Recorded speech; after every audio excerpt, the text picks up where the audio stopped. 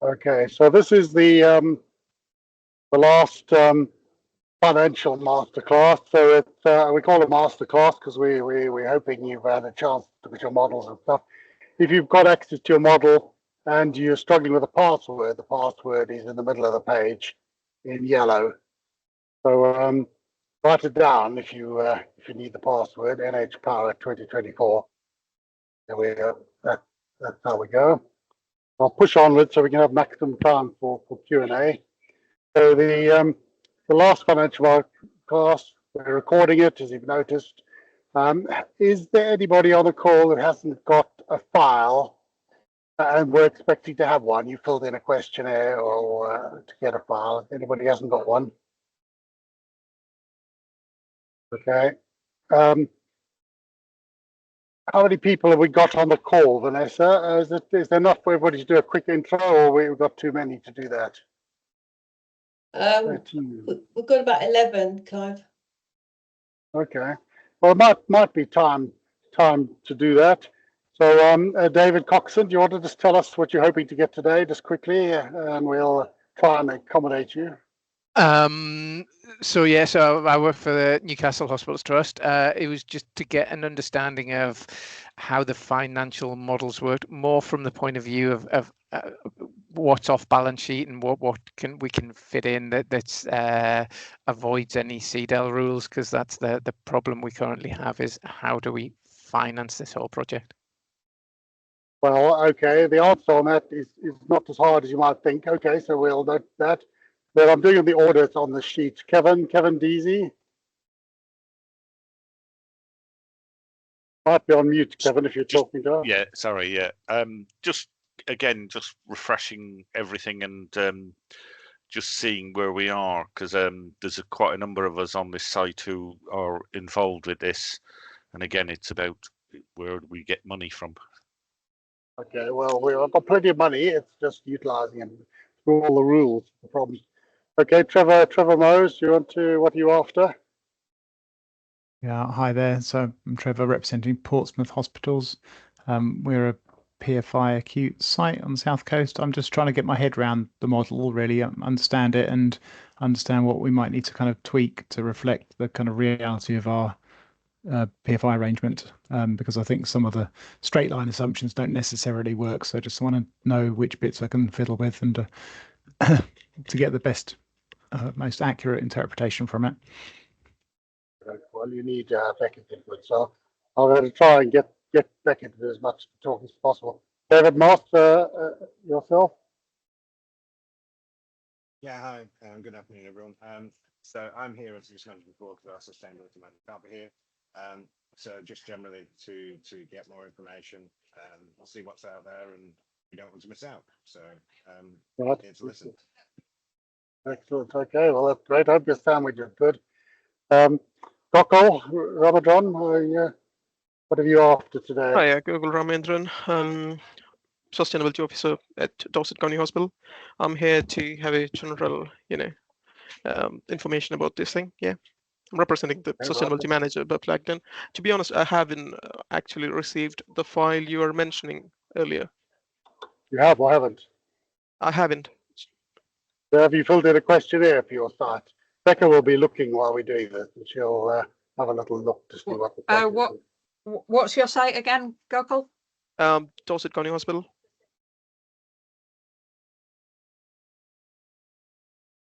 Okay, well, we'll just have a little look and see what we can find there. All right. Okay, Clive Robinson. Thanks, Clive. I just want to learn more about it and learn how we can get hold of some of this money you've got, Clive. Oh, well, there you are. Did I hear Lincoln was moving? You did. He's gone. No. He's gone and retired. Oh, a cheeky bugger. He looked in better shape than me. Oh, well, there we are. So right, we'll try and do a bit of a money bit. So tomorrow I'll show you the link. We're doing a whole financial session. So those of you interested in money, I've actually got the guys been leading it to come and give us a talk about money. So you'll get something there. Francesca Silcox. Francesca. Hello, yes, it's Warren from Head of Sustainability at Sandwell and West Bourne NHS. I'm just trying to get my head around the financial that model, that Excel spreadsheet, and just to kind of find out more about feasibility for our Sandwell Hospital site. Right. Okay, well, we'll try and take on board. Louise Stewart. Hi, Louise Stewart, Sustainability Manager at Medway Foundation Trust. My sound quality is not that great. I might have to leave and then rejoin, but just hoping just to get a bit more understanding and knowledge around the model today. Okay, doke. Dan Wright. Hi, good afternoon. Dan Wright, Sustainability and Energy Engineering at East Kent Hospitals. I'm here to better understand the model and also curious about general approach.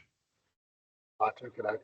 We've had one or two people join us. I've probably missed the odd person. Paul, I've missed Sarah Neal.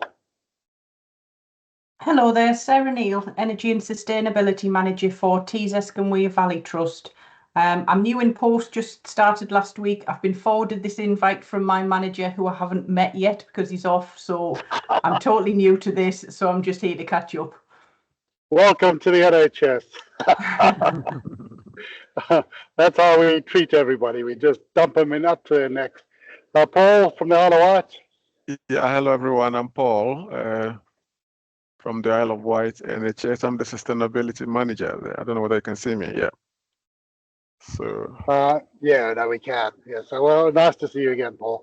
Nice to see you. This is a short session, and there's a lot of ground you want to cover. So, I'm going to plow onwards so we can get Becca in front of me. So we've had the introductions. We've seen where you're up to. We're hoping by the end of it, you'll know your way around the model, which is a bit ambitious because we normally do as a 3-hour exercise where we spend time on it, and we've been around the country. But we'll do our best to get you familiar with it today and show you how you can learn more if you don't quite get it. Becca's going sailing at the end of the week, and she's been the engine behind these models, so use her time well. And then if you perchance are interested in the geothermal procurement, then the deadline is approaching for that. Okay, the objective of the model, I mean, it's a lot of things, but in essence, it should allow you to financially see which route to actual net zero looks best for your hospital. I've taken a random hospital, I forget which one it is, and I've just taken some cuts out of the model, so that's why it looks so tatty, to show the different options. So this hospital, if you look top left, 7.5 million units of electricity, 15 million units of heat. The first option they look at in that is geothermal. You get the nice green curve, which gets you nicely to your targets, but it has an NPV, i.e. the net present value of its savings minus its cost is a negative number, minus 13 million. So that's going to be a hard sell to finance because that's a very negative number. But you'll notice that their site consumption is 15 million units. So if they could sell the 10 million units, then that NPV would be much, much better. And that's part of what you could do with the model, but Becca will show you how. And then on the right-hand side, I've just done a cutout of the hydrogen for the same hospital, and it's showing an NPV of plus 21 million.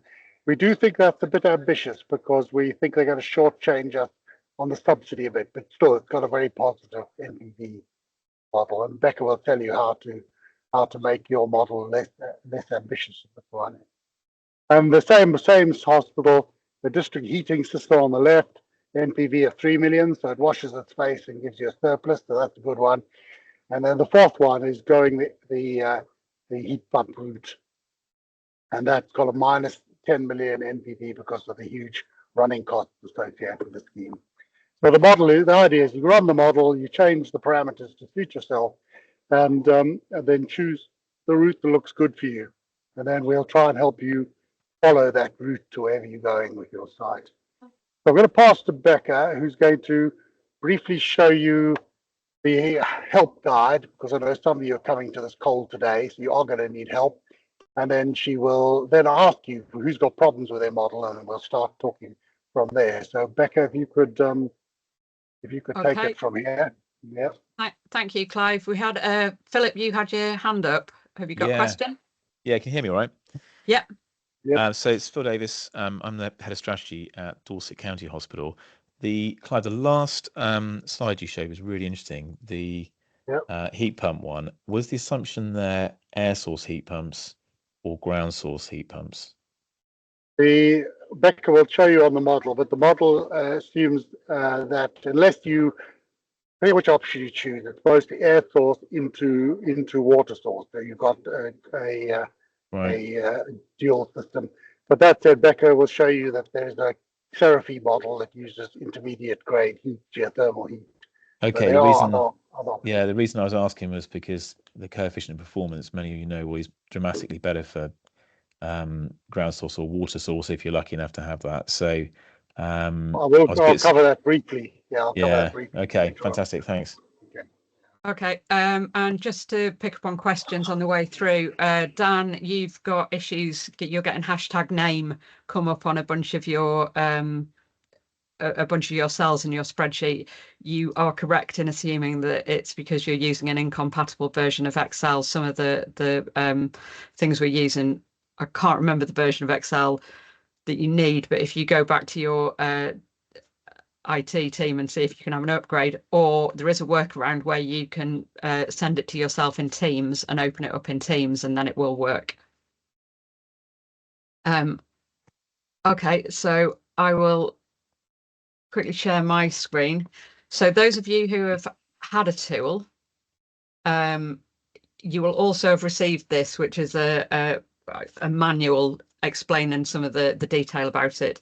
If you have not got a tool and you would like one, I know Gokul, you were saying you haven't got one and you're with Dorset County Hospital. We have done one for Bournemouth, who I think are the same trust. But if you want one for Dorset County Hospital, please, I think if Vanessa can drop the link into the meeting chat, if you can do that today, I will get you a tool out tomorrow. And also Sarah, Neil, if you can find the information that you need about your new hospital, and fill in the questionnaire today, again, I'll get you a tool out for tomorrow. So carrying on then, like I say, this is the manual that will be coming out with your tool, so you've got this on hand to refresh your understanding of it. Hi, Trevor. I'll make sure that you've had a copy of it sent. Thank you. That'd be helpful. So it's just briefly explaining the background to NH Power and what the tool attempts to do, which, as Clive has already said, allows you to Beverly Lagden, yes, Philip, I have had hers. I've just noticed that that's come through, and I'll be doing that after this meeting. But hopefully by the time you get it, you'll have a reasonable idea of how to work your way around it. So yeah, keen to point out this doesn't give a definitive answer. It gives an idea of the different options and the likely cost and saving magnitudes of each. It's intended for use at a strategic level and will need a proper feasibility study to confirm the results. So this is the process that the trust representative, that's yourselves, fill in the questionnaire and give us some information regarding site heat provision, age of plant, and some idea of the energy demand reduction measures already undertaken. We take that, we take the ERIC data, or if we haven't got the ERIC data for your site, we make an assumption based on your gross internal floor area.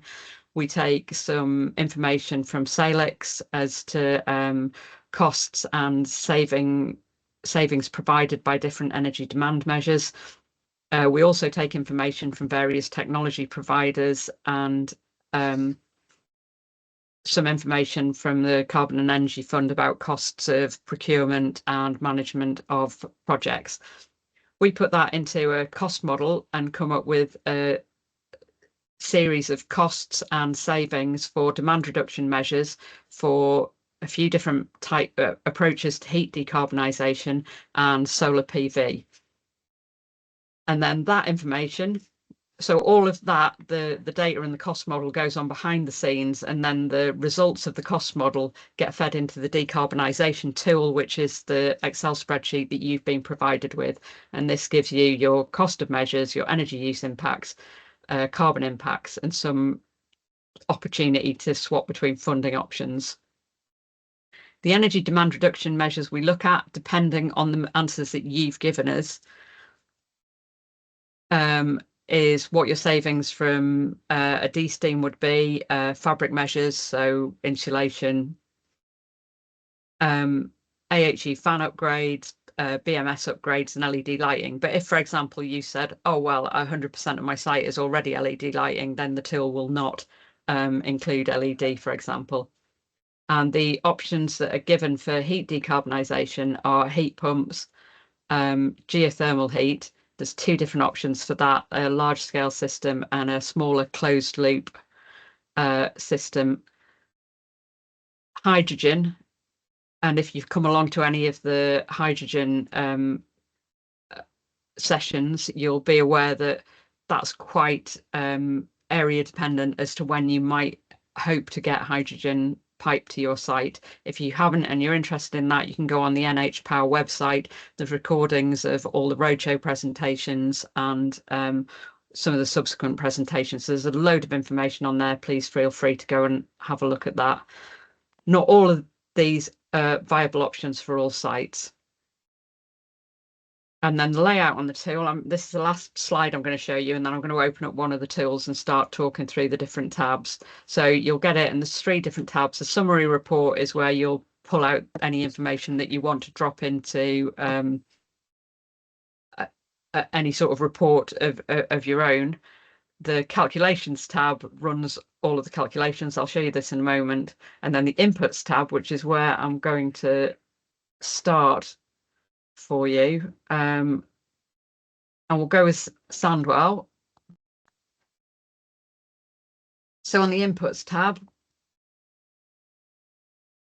we've used the ERIC data for 2020 to 2021 because that was the last year in which CHP was split out separately. So if you have got a CHP on site, we've then calculated your baseline gas and electricity, assuming that you haven't got a CHP, because for some of the options we're effectively putting the CHP back into the calculations.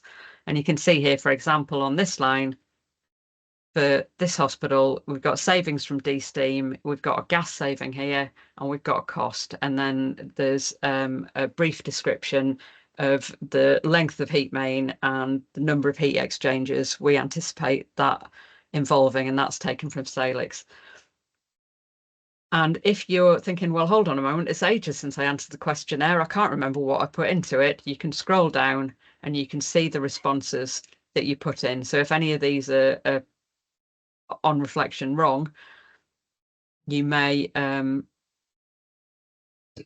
you may need to come back and talk to us about that. And then there's the costs and savings associated with alternative generation, gas savings, electricity night and day savings, and a cost. Depending on the answers in these boxes, whether the site is located on the British Geological Survey for geothermal, will indicate whether on the summary report you get the option for closed loop geothermal or large scale geothermal. So moving on from the inputs tab to the calculations tab, this might look horrendous, but it's really, really not. It's if you read it from top to bottom and left to right, you can see some of the background assumptions, and each of these tabs is locked with a password, unless, except for these yellow cells, you can add in additional. Yes, Dan? Oh, sorry. I know that Phil's also got his hand up, if that helps. Oh, okay. Do you want to go first then? Yeah, happy to. I was just going to ask about this CHP point. So we've got a combined heat power plant.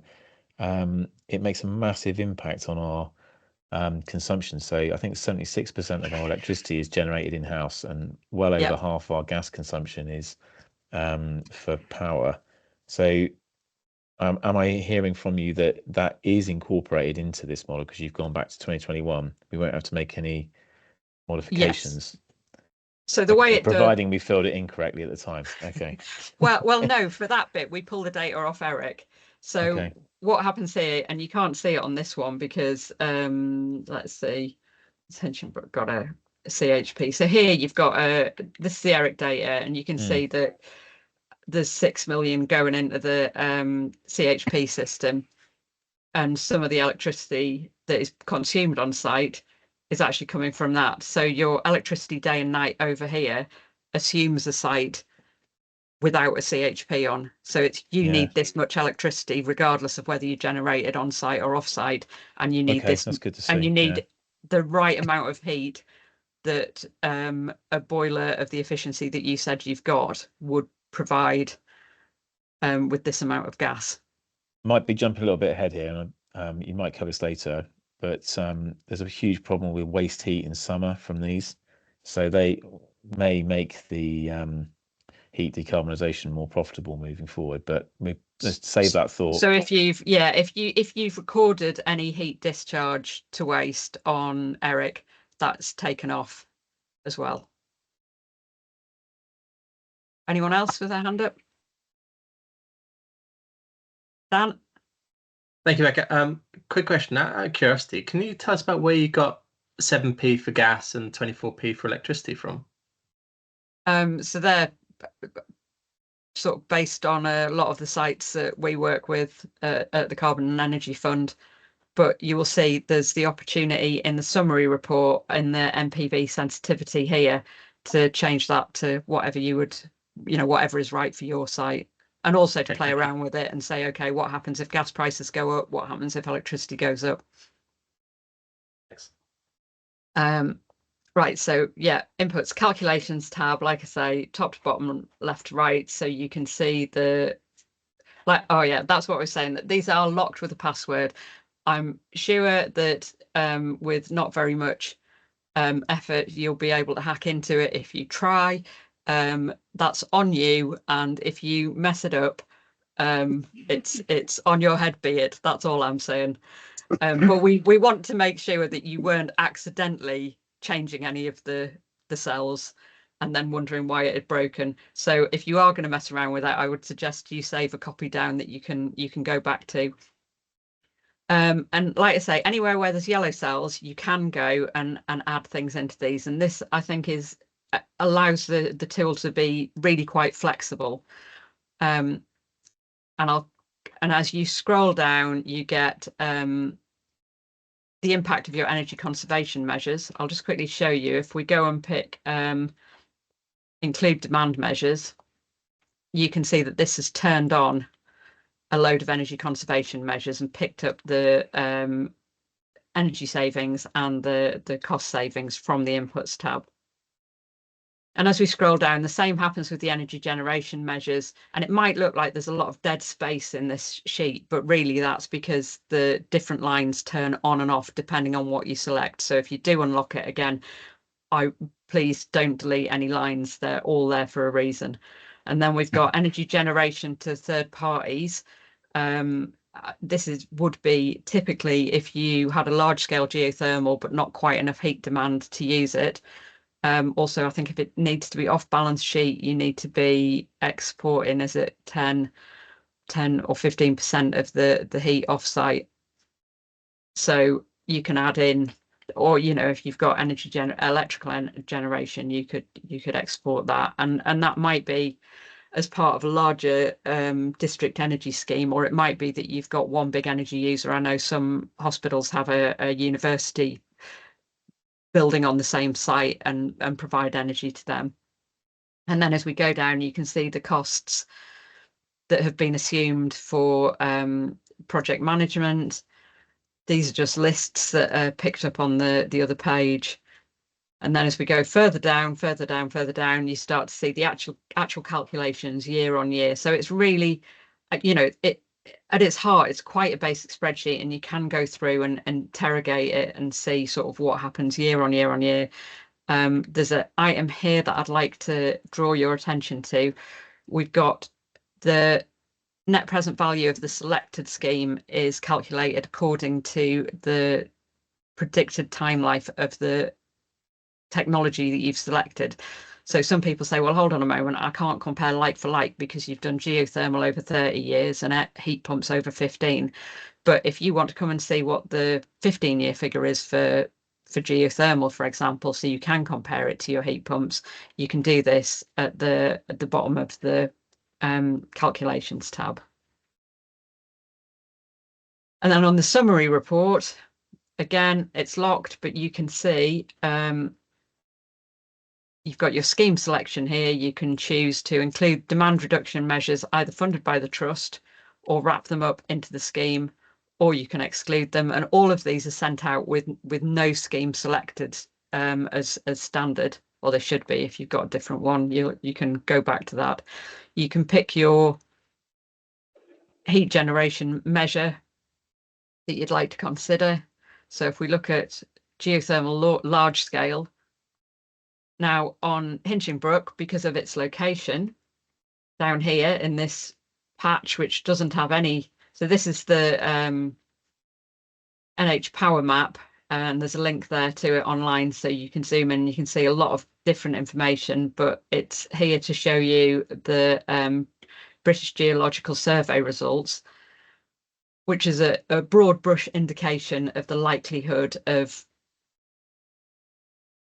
being suitable for geothermal, and also the sort of temperatures that you would get. So obviously the hotter the colour, the more in luck you are. Although, as I'm sure some of you are aware, there are some areas that you'd expect to be shown in red, sort of down near where the Eden project is, and down in Southampton. So it's not a cut and dried yes or no, but if you are not falling into this area, or if you are really small, then you will be able to pick closed loop geothermal.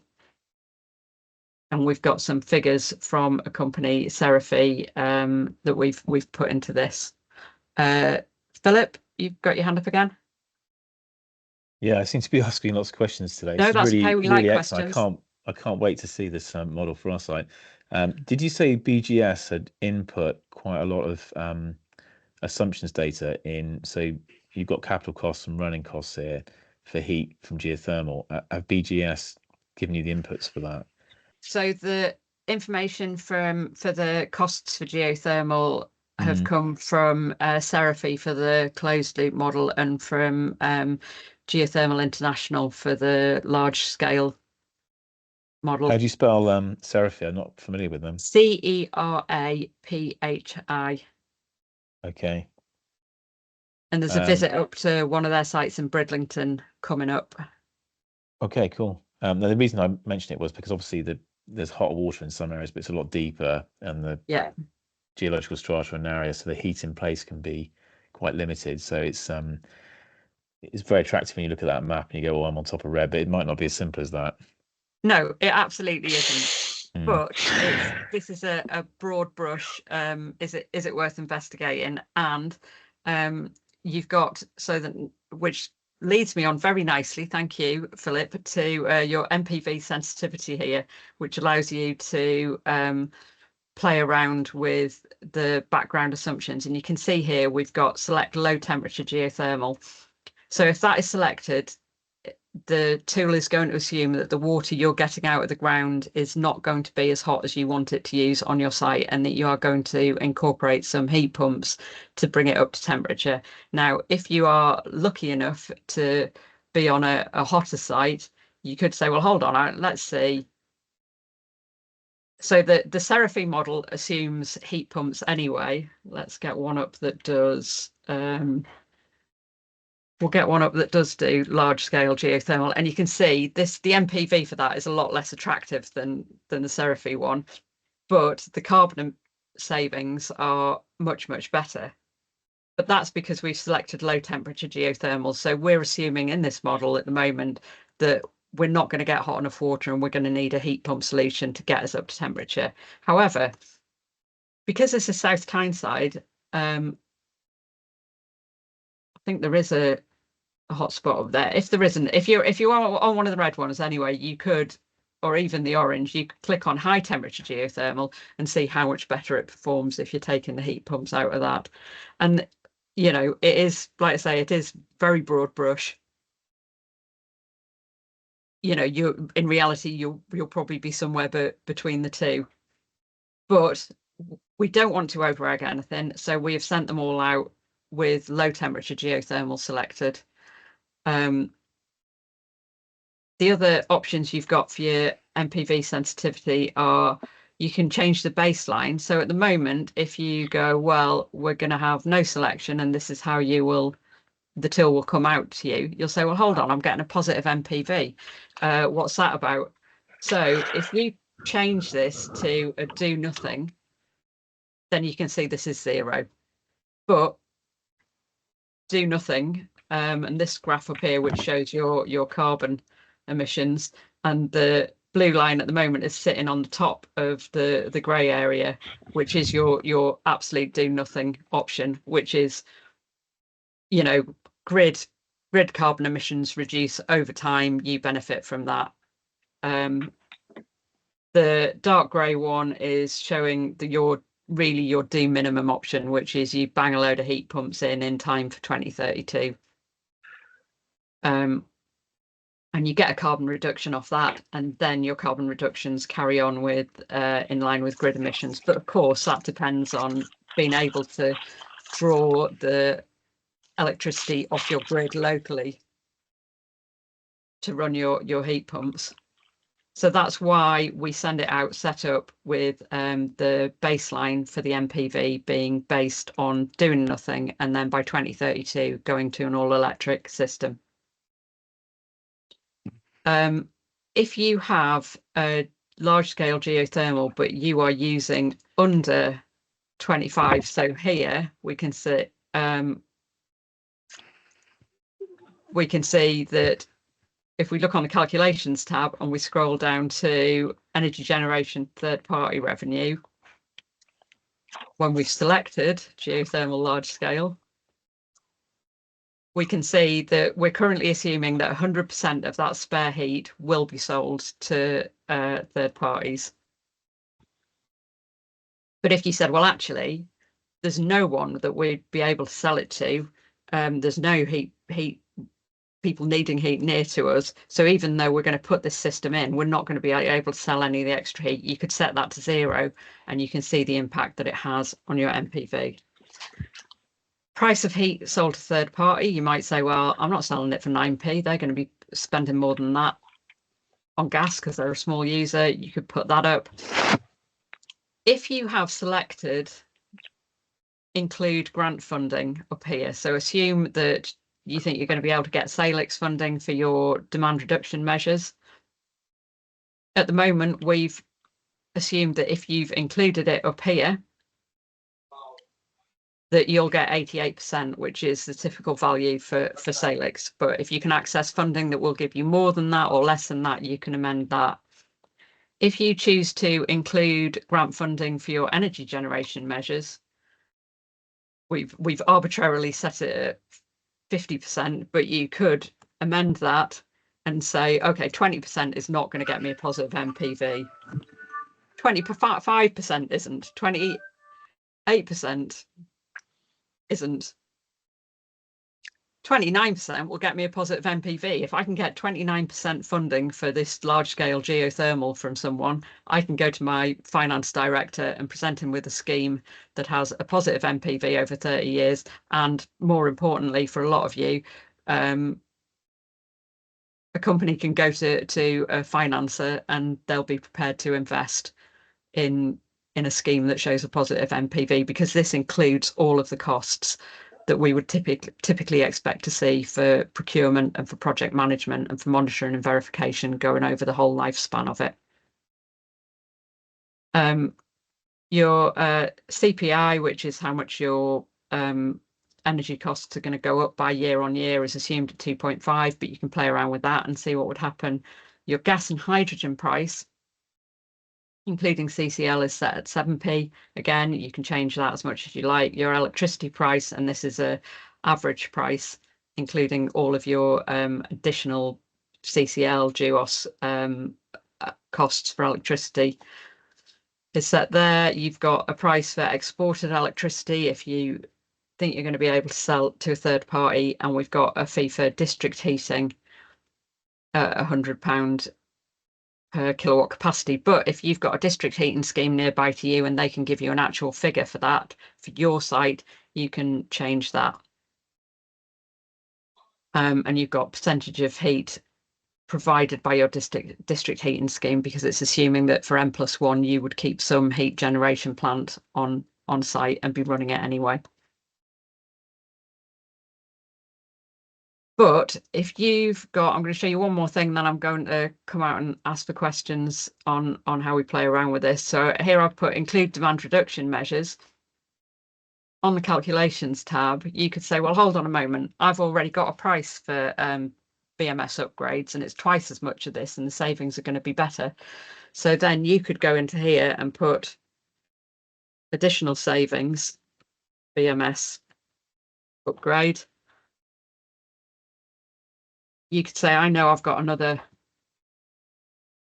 £1 million of gas savings and a bunch of electricity savings. And that'll come up with your cost savings for the energy savings. But you might say, well, it's actually going to save me some avoided costs as well, because it's saving me on maintenance on some items of equipment. And then you could put how much it's going to cost you because you've already got a quote from a provider. And if there's any ongoing costs to the equipment that you're putting in or the work that you're doing. And then that line will be automatically added in. So I'll just undo that. Or if you said, well, hold on a moment, I don't want to include the BMS upgrades, I only want the AHU fan upgrades. You could hack into the sheet and strip it out from the inputs tab, or you could put it in here by putting in a minus figure in the yellow cells, and do the same all the way across the sheet, taking out the costs and the savings. So it's a bit of a workaround if you want to change that, or if you've got, you know, if you as you get forward and you get like better costs for any of the energy generation measures, or you've already got quotes, you could do the same and amend the costs and the savings in line with what you know is possible for your site based on a specific feasibility. And the reason we put solar PV in there is, although it gives you a depressingly, let's just exclude everything and throw that in. It gives you a depressingly small reduction in your carbon emissions, but it actually is quite good financially. So it can improve your scheme and maybe get it over the line and get it up to a positive NPV if you, and that's assuming quite a large scale PV array. So 15% of your site, which means, you know, either most of your roofs or a car park array, or if you've got land that you could possibly put a freestanding ground mounted array on. Or even if we've got one site I've worked with where the local council had an old waste site a kilometre away, and they've put the hospital has put, as part of an energy scheme, a private wire over train track, main road. Was it over a canal? I can't remember, Clive. Yeah, anyway, we did the canal. it was Okay, crazy. Becca, do you want to just take questions, So, yeah. and then we'll yeah, I've got a That's, couple of slides.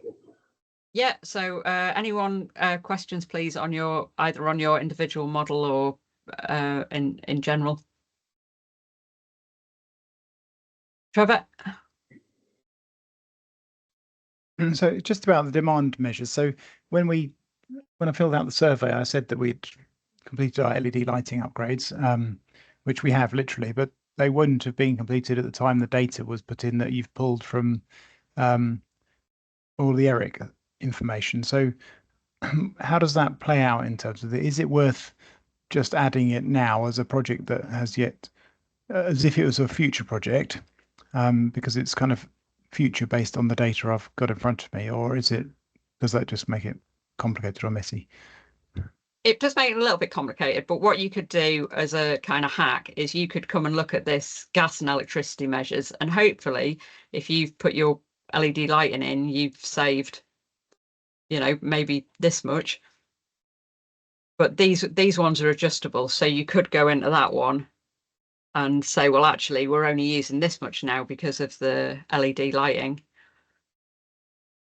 And then the rest of the model would assume that was your base rate for electricity. Okay. And so if you tick that you've, yeah, sorry. If you make big changes to these, it is going to mess up the alternative generation figures. But you can make small modifications to it, and it'll just change your annual cost. So the suggestion though is to change the input total demand rather than adding it as an additional measure. You could, yeah. So you could either do that, or you could go into your calculations and you could add it in and say that you've got the energy savings from it, but there's no cost to it because you've already done it. Okay. And then it would take that energy saving off for you, but it wouldn't. Sorry, I'm showing the wrong bit. This is the energy generation measures. So you could put it on the energy conservation measures and say LED lighting already done. You could put your energy savings in and then leave out costs because there's no cost to it. You've already done it, and it'll take off that electricity saving. Okay. That would probably be a neater way of doing it. Seems a bit, it might be a bit clearer to somebody who follows me whilst I've been squashed by a bus. Yeah. Yes, that's always I'm glad somebody else uses the hit by a bus concept of replaceability. Okay. All right. Thank you. No, that's helpful. Philip? Yeah, I was just wondering, you've obviously run a lot of these models for different sizes of trust, different locations, edge of town, in town, etc. Are there any common themes that are occurring now? So, for example, geothermal, for that to be the most viable, the highest NPV, do you have to have a certain peak heat load or gigawatt hour consumption of gas or something like that to make it viable? So, yes, with the large scale, your minimum size system is going to be producing about 25 million therm. So if you're under that, so here we're 21, so you're assuming that you're going to be selling the other almost 4 million offsite. With the closed loop one, you can actually go a lot smaller, and they'll go down to 0.4 megawatt, I think, closed loop geothermal system. And we've assumed that they're going, they're not going to be, they'll be providing a chunk of heat to the site, but not be providing all of it. Whereas, once you get the provider in to have a look at your particular site and have a look at exactly where you are, you'll hopefully get a better, a better indication of that. But we've had to make some quite broad brush assumptions. So it's not at all the case that you have to be a mega size to make this viable. It's actually, it could be viable depending on where you are at smaller scale as well. That's interesting to know. Yeah, at a smaller scale than we previously thought. And what happens on the really small sites where we do have, I don't think I've got a really small site opened up. But if you're on a really small site, and if any of you are, and you click closed loop, what happens is all of a sudden you get minus carbon here. And a little note comes up here saying you're not using enough heat for even the smallest option. But if you can find a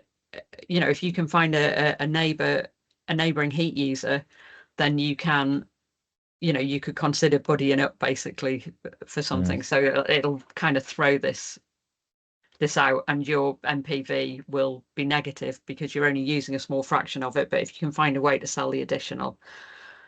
Harry, you've got your hand up. Hello. Hi, Harry. Thank you for that presentation and walkthrough. I suppose we're probably a step behind. I'm with James Paget New Hospital Programme, and we completed the Seraphy feasibility on our site recently. I was just wondering, I'm not sure if we filled in the questionnaire, but it would be great to get one of these sort of models that we can work through and progress. I think Clive, yourself, we've had 1 or 2 emails. Yes, you have had. So if you fill in the questionnaire, it's in the chat quickly, and let's hope Becca will do it for you. So yeah, so there's a link in there. Although I'm trying to remember whether we've done James Paget. I've kind of lost track. No, I don't think we have. But be a little careful of Seraphy. They sometimes say they'll give you steam and they'll give you, you know, very high temperatures. And I'm not sure it's true. So we've been quite conservative, having looked at their models. But where it applies, we've done our best to do it right. And there's, so if you scroll up in the chat, there's a link. Vanessa's posted a link to the questionnaire, and if you do that today, I will get you a model tomorrow. After that, you might still get a model, but I won't be doing it. I'll do my damnedest. Sarah, I feel like I recognise the K10 Gmail that you've mentioned but I'll have a look after this meeting and see, but fill in the questionnaire link, and I'll have a look straight after the meeting and see if we've got one for you. But it sort of rings a bell, so I feel like, and you would hope if they forwarded you the email and the information that they would have done it. Fingers crossed, yes. Yeah. If not, I'll have a look at the questionnaire. Okay, thank you. I'm aware time is knocking on, so I'm just going to cover the last few slides in case, because I know there were a couple of questions that went beyond just the model itself.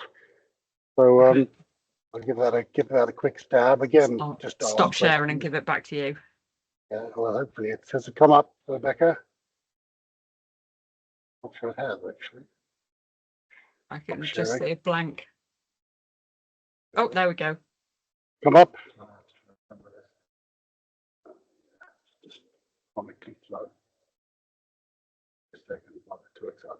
So if your best option, and you do the options, is geothermal, the procurement, we're going to Cabinet Office with a list of trusts at the end of June, so you need to get in quickly.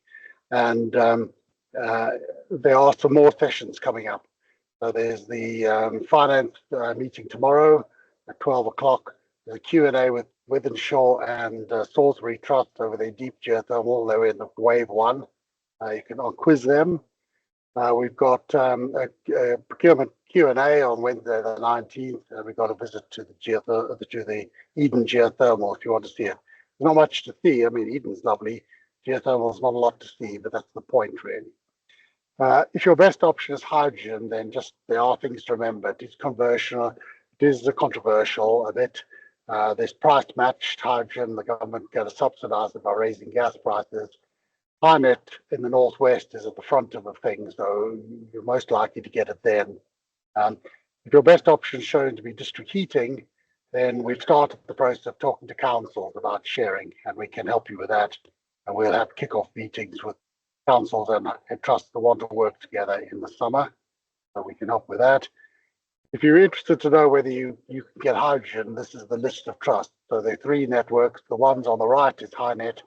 The one in the middle is East Midlands hydrogen, and the one on the left is Northern Gas Networks. These are the only 3 that are looking good. So you've either got to be one of those sites or very close to them if you want hydrogen realistically within the NHS time periods.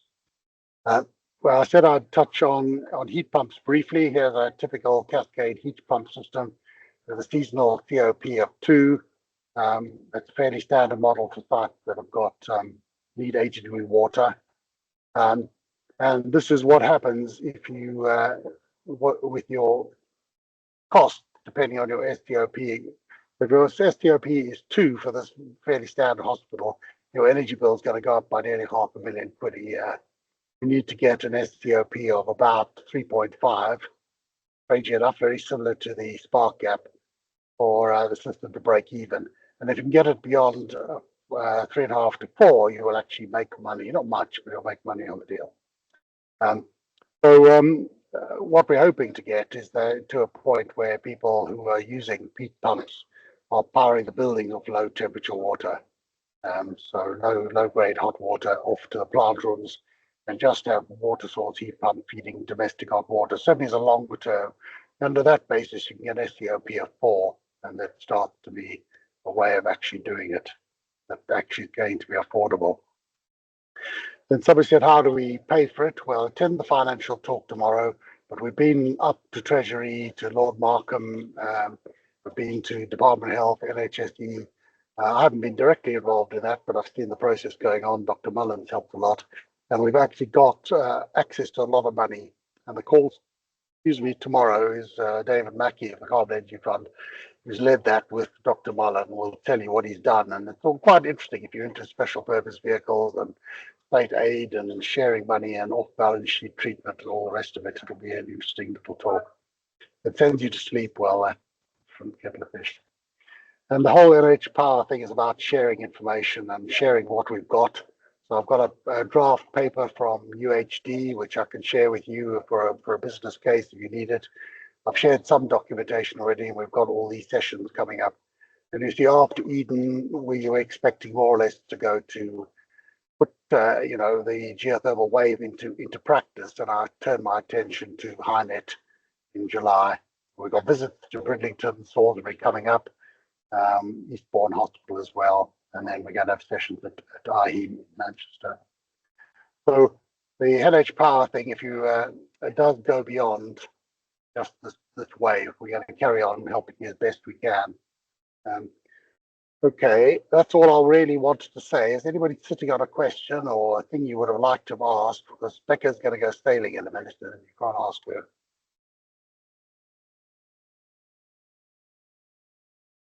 Oh, we've satisfied you all. That's very good. So Becca, can I thank you for doing all that modelling and offering to do a bit more. So thank you for that. That's very helpful. I think you can see people appreciate it. And thank everybody for coming. And go on the nhpower.net website if you want to see what we're up to and all the rest of it. And there is any other things. There is a question from David about hydrogen and the Royal Victoria Infirmary and whether the pipelines are. Yes, is the Victoria above the river or below the river? It's above. So at our last meeting, I thought it stopped at the river. We move it to the river. Yeah, well, I'd like to, but at the moment we've got no way of getting across the river. So hydrogen may not be for you, unfortunately, but close. Close, but not a coconut. So it was fairly low on our list of priorities, but I was just intrigued as to whether it was still in there or not. It's not in yet. I've tried to stick to ones that are realistic, and they say they'll get across the river, but they've got a route that goes up the river somewhat and then crosses further upstream. But it doesn't look viable. It doesn't look viable to me yet. There is a talk by on the website given by Northern Gas Networks where I think they show you their map, so you might, if you're really desperate, might be worth looking at. Anybody? Any more? So my original question was really just in terms of the more general funding. It's kind of, so at the moment, how do you make it off balance sheet? Is it just this thing about having to sell back at least 10% for export, or is there some other magic formula? Well, the balance sheet people get very excited and make it very complicated. And there is a complicated paper that I could ask the balance sheet people to share with you that explain how we're doing it. So we've got quite a lot of experience of balance sheet treatment, and we've got hospitals off balance sheet. But right now we're busy doing 3 pilots to take the trust and the department with us in that journey. And there are 3 pilots underway, and there's rather a heavy weighted document that explains all about IFRIC 12 and all kinds of other exciting things about how they do it. But the essence of the scheme for engineers is that provided you're taking energy from a system and you're not the only user of it, and it's not on your site, then it's off balance sheet. If it's on your site, it's still possible to get off balance sheet to a point. Yeah. And so those are the things that affect it. Sorry? It's nearly finished. Yeah. Sorry, I'm shouting over the lady next to me. I'll try not to deafen her. Okay, so that's the secret of it. But if you'd like to speak to the people on the pilot, I can get them involved. But generally, if you're only taking so much, you should be good. Okay. Any more? And again, just one really brief one on so would PPAs like power purchase agreements have any part to play in this in terms of some of the geothermals we've looked at effectively are just PPAs? They are. What are your thoughts on that? Well, that's a good way of doing it. So the intention is to use power purchase agreements for long-term ones with 7-year review. So I'm going to move a bit to try not to broadcast over this lady. And but that's what we end up with. So geothermal, once you made the decision to drill and you fund it, then you agree a power purchase agreement, and provided the deliverer can deliver that, then you expect to enter into that agreement. We put a 7-year review in it, so the prices, keep with reality of the long-term life of the contract. But you take power and you pay for that power. So if there's no power, you don't pay. Yeah. And has that been accepted by the NHS? Because at the moment, our understanding is that it's not allowed. Well, we have a number of trusts that are doing it without any complaint. So maybe it's just the way it's explained that's key. But it is true. You've got to let a long-term service contract, and you've got to persuade people that it is going to be good value for money over its lifespan. But I don't think you'll find when you look at it that's a very big problem. Okay, that's great. Thank you. Okay. Any more? Well, thank you all very much. Thank you, Becca. And I'll say thank you to this lady. Let me shout all over it.